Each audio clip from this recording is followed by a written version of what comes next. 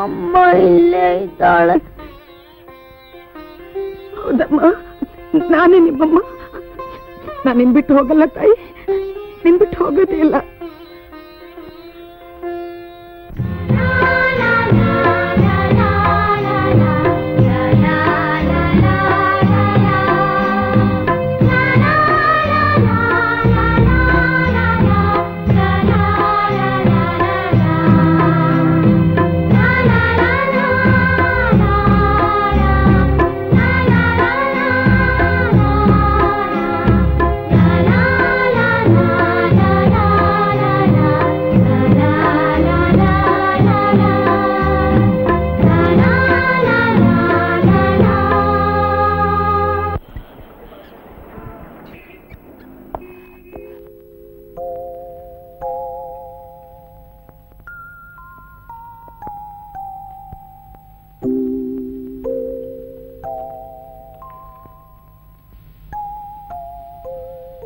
ಅಮ್ಮ,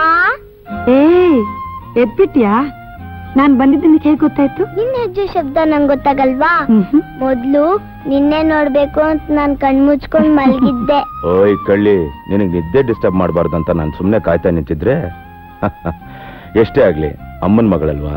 ನೋಡು ಮರಿ, ನಿಮ್ ಡ್ಯಾಡಿ ನಿನಗೆ ಎಷ್ಟೊಂದು ಗೊಂಬೆಗಳು ತಂದಿದ್ದಾರೆ. ಚೆನ್ನಾಗಿದ್ದವಾ? ಅಮ್ಮ ತುಂಬಾ ಚೆನ್ನಾಗಿದ್ದಾಳೆ.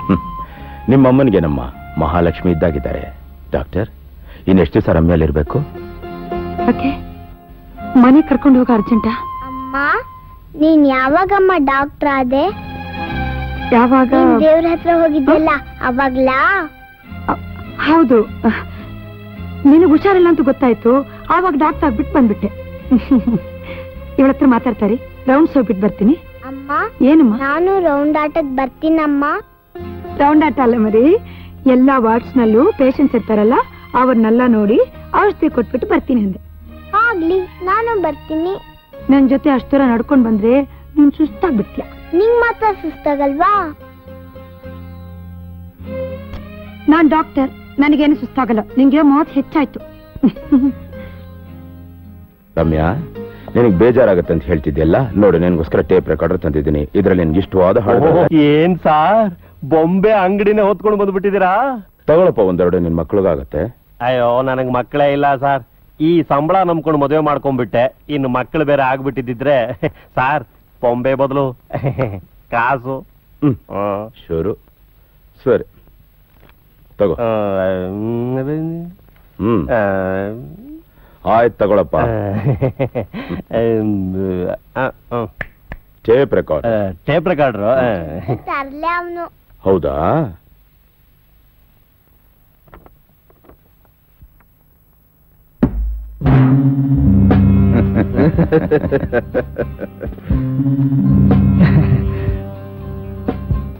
ತಗೊಳ್ಳಿ.